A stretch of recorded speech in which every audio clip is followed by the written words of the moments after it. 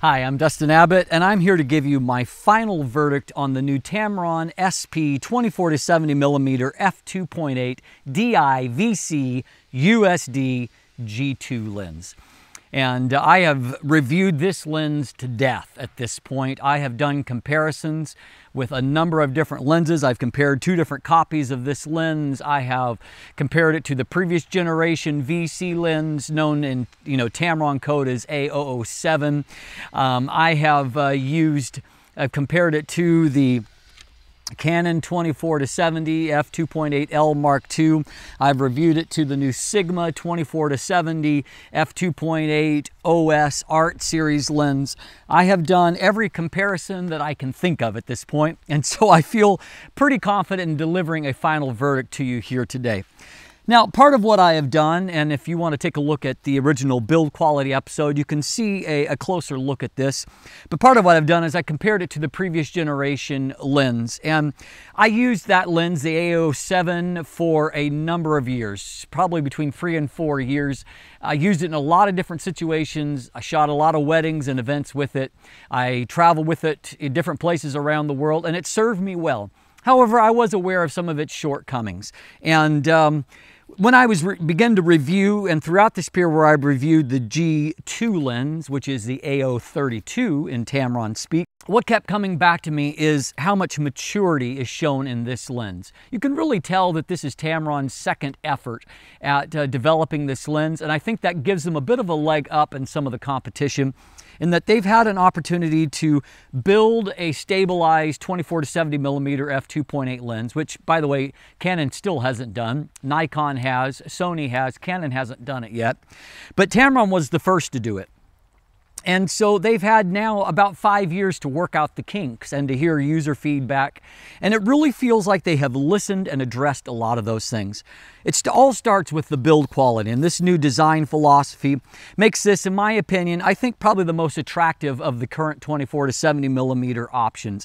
It has an all metal body, and it has improved weather sealing, and the weather sealing is all up through it, seals at the various focus and zoom rings, at the switches, and so it is a very well weather sealed lens. It has the fluorine coating on the front that not only helps with weather sealing, but also helps in resisting fingerprints and getting oil or smudges on it. And so this feels like a premium lens. And if you have the opportunity, as I do right now, to compare it side by side with the Canon L lens, which, by the way, the Canon L lens, it has already proved its durability. It's been used by professionals all around the world, and these lenses do hold up.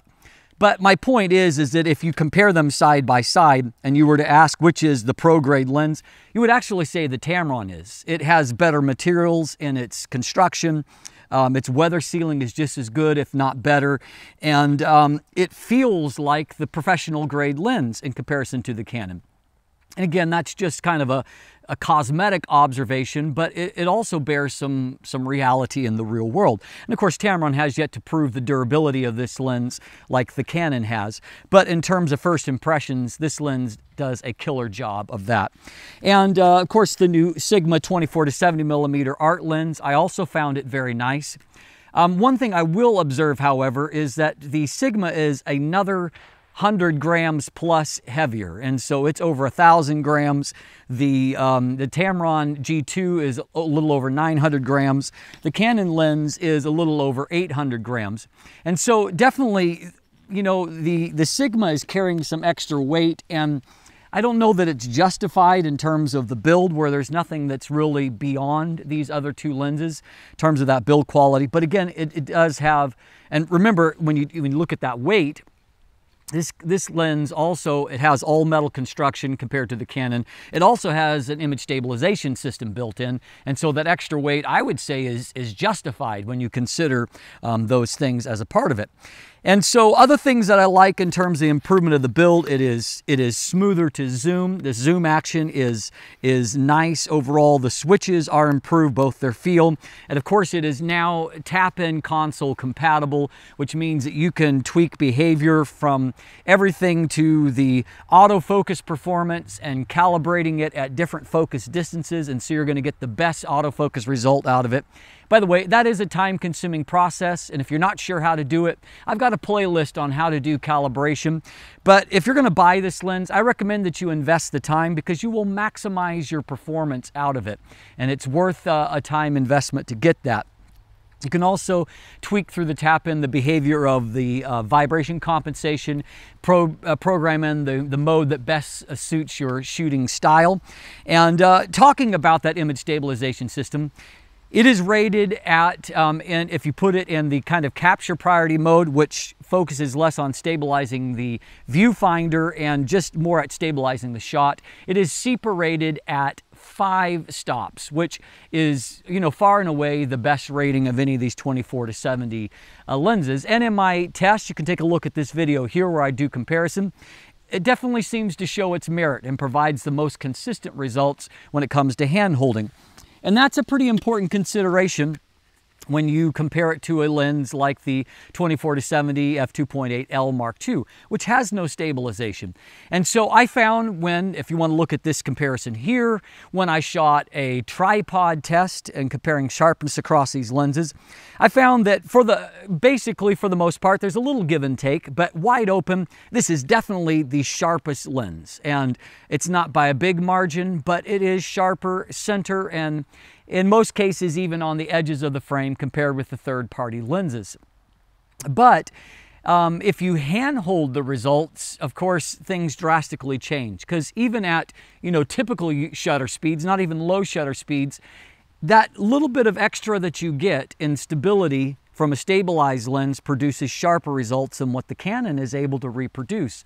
So that's something to consider. As you break down that sharpness results, I've done, as I said, tons of comparisons. So here's what I've found regarding the Tamron.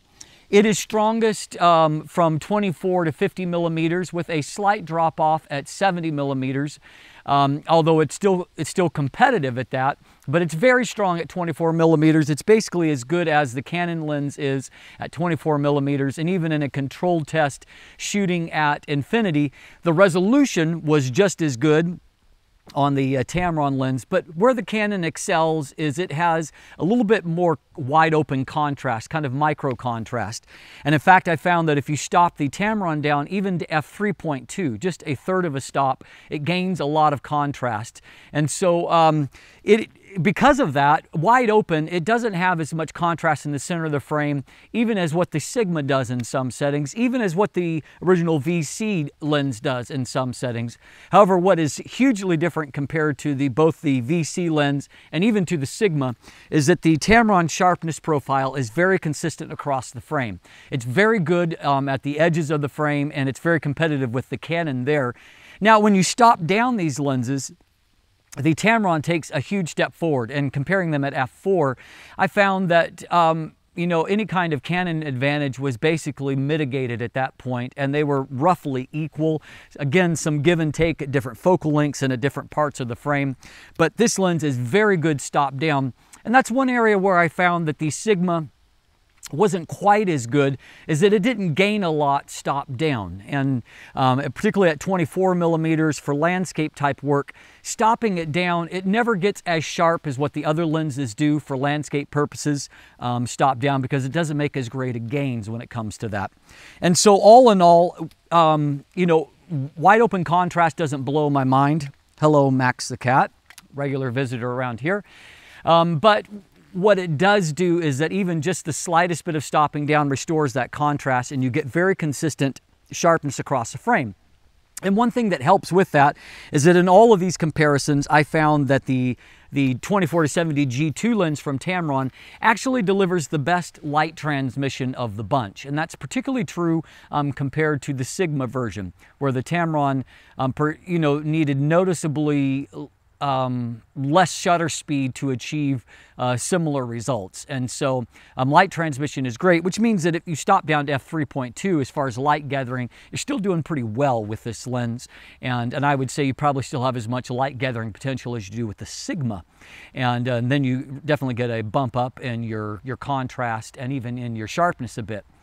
Other things that I found is that the previous generation Tamron lens, its autofocus was, not all that fast. This G2 version has vastly improved, and in my head-to-head comparisons, the Canon wasn't yet in the mix for that, but in this episode I did a head-to-head comparison.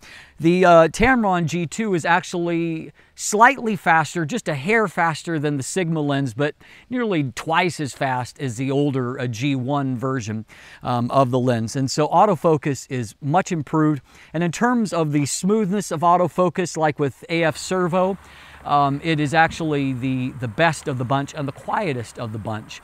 And so it does a great job with that. Comparing it side by side with the Canon, just in real world shooting, I would say that focus speed is pretty much equal between these lenses, and the Tamron is just as quiet and just as smooth. And so Tamron has taken a huge step ahead with that, and they've done that by assigning an extra processor that is dedicated right to the autofocus performance, and that improvement definitely shows. It's also improved when it comes to Vignette, where it shows the best Vignette profile, the least amount of Vignette of all the lenses that I compared with. The flare resistance is vastly improved compared to the previous generation version, and also to the Sigma, which is shows a little bit more ghosting artifacts and a little bit more veiling than what the Tamron G2 version does. It also, the new Tamron also does a fantastic job when it comes to chromatic aberrations, and it shows, basically next to no chromatic aberrations. And the Sigma is also good. The Tamron is a hair better when it comes to that, and just as good as what the Canon lens is now when it comes to chromatic aberration. So all in all, there's a lot of balance that is there. Tamron is addressed, as I said, it shows the maturity of being a second generation lens. They've addressed basically all the shortcomings. And while this lens is not necessarily the absolute best at everything, I would say that in an absolute sense, the Canon lens is still the sharpest option of the bunch. But because the Tamron does have such an effective image stabilizer, real world results, you're probably going to get as good, if not better results in a lot of scenarios with the new G2 version.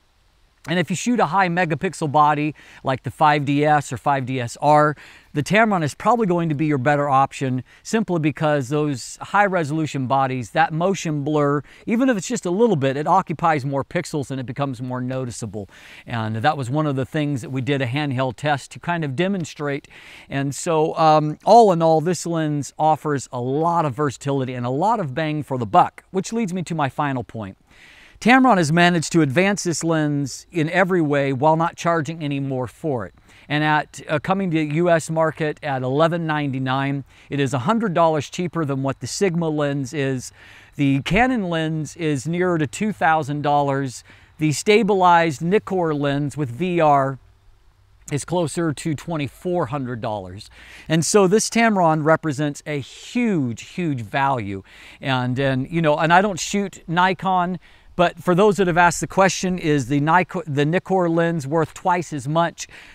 All the feedback I'm getting from people says, no way, it's not twice as good. So if you're on a budget, I would say that this Tamron lens is probably your best bet, and you will have some money in the bank to spend on something else. I'm Dustin Abbott, and if you'll look in the description down below, you'll find linkage to my full written reviews of the Tamron G2 lens, also the Sigma 24-70 Art, which is another lens that I do really like in a lot of ways. I just think that the Tamron is maybe the more well-rounded lens by comparison. Beyond that, you can also find linkage to image galleries, and I have a full playlist with all kinds of comparison videos that there's a link to in the description as well. If you haven't already, you can follow me on social media. Also, those of you that are patrons or would like to become a patron at my Patreon account, I am going to upload a few extra comparison segments to that as a special bonus for those of you that are regular supporters of what I'm doing here.